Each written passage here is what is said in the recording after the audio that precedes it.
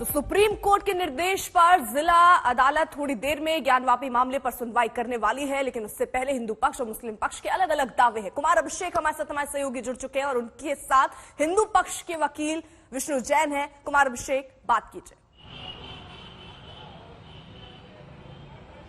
बिल्कुल अर्पिता, विष्णु जैन है हमारे साथ जो कि अपीयर होंगे हिंदू पक्ष की तरफ से।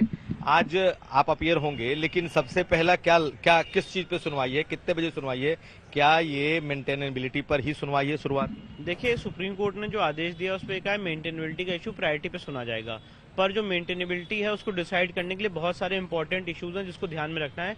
सबसे पहले जो कमीशन की रिपोर्ट आई है वो कोर्ट के रिकॉर्ड पे है, उस पर मुस्लिम पक्ष से ऑब्जेक्शन दिया गया है। तो पहले मुस्लिम पक्ष ये बताए कि उन्हें कमीशन की रिपोर्ट पे कोई ऑब्जेक्शन है कि नहीं है। दूसरी बात, इस पूरे केस का अगर आप ये कह रहे हैं प्लेसेस ऑफ वर्शिप एक्ट की वजह से ये केस बार्ड है, तो उसमें जो धार्मिक स्वरूप का हमारा आर्ग्यूमेंट है उस धार्मिक स्वरूप को डिसाइड करने के लिए कमीशन की रिपोर्ट भी अप्रिशिएट करनी पड़ेगी और उसके बाद ही ये डिसाइड हो पाएगा कि केस मेंटेनेबल है कि नहीं है। तो ये सारे अलाइड इश्यूज हैं। सिर्फ एक लाइन में कह देना कि केस मेंटेनेबल नहीं है और इसको खत्म कर दिया जाए, it is not that simple. आपको धार्मिक स्वरूप प्रॉपर्टी का प्लेसेस ऑफ वर्शिप एक्ट किसके पक्ष में अप्लाई होता है, कमीशन की रिपोर्ट क्या कह रही है, ये सारे 3 बिंदुओं पे भी हमारे आर्गुमेंट सुनने पड़ेंगे, उसके बाद ही मेंटेनेबिलिटी डिसाइड हो सकती है। नहीं, लेकिन कहा तो ये गया है, जैसा सुप्रीम कोर्ट ने कहा है कि पहले मेंटेनेबल है या नहीं ये तय करना है। सुप्रीम कोर्ट ने शब्द यूज किया प्रायोरिटी पे सुनना है, पर हमारी जो और एप्लीकेशन है उसको भी देखना है। कोर्ट ने ये नहीं कहा है कि हम डिस्ट्रिक्ट जज साहब का रोस्टर तय कर रहे हैं कि वो कैसे कौन सा लेंगे, प्रायोरिटी पे मेंटेनेबिलिटी का लेंगे। हमें भी उसमें कोई दिक्कत नहीं, प्रायोरिटी पे लें,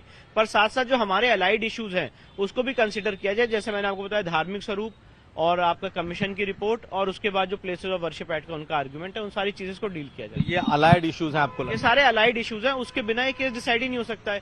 आप ये कह रहे हैं केस मेंटेनेबल नहीं, मुस्लिम पक्ष ये कह रहा है केस मेंटेनेबल नहीं। क्यों नहीं मेंटेनेबल है? क्योंकि प्लेसेस ऑफ वर्शिप एक्ट से बार्ड है।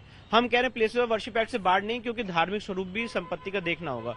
तो ये सारी चीजें कोर्ट निर्णय लेगा और अपना सारे आर्गुमेंट्स माननीय न्यायालय के सामने रखेंगे। तो आपको क्या लगता है ये आर्गुमेंट कब तक चलेगा?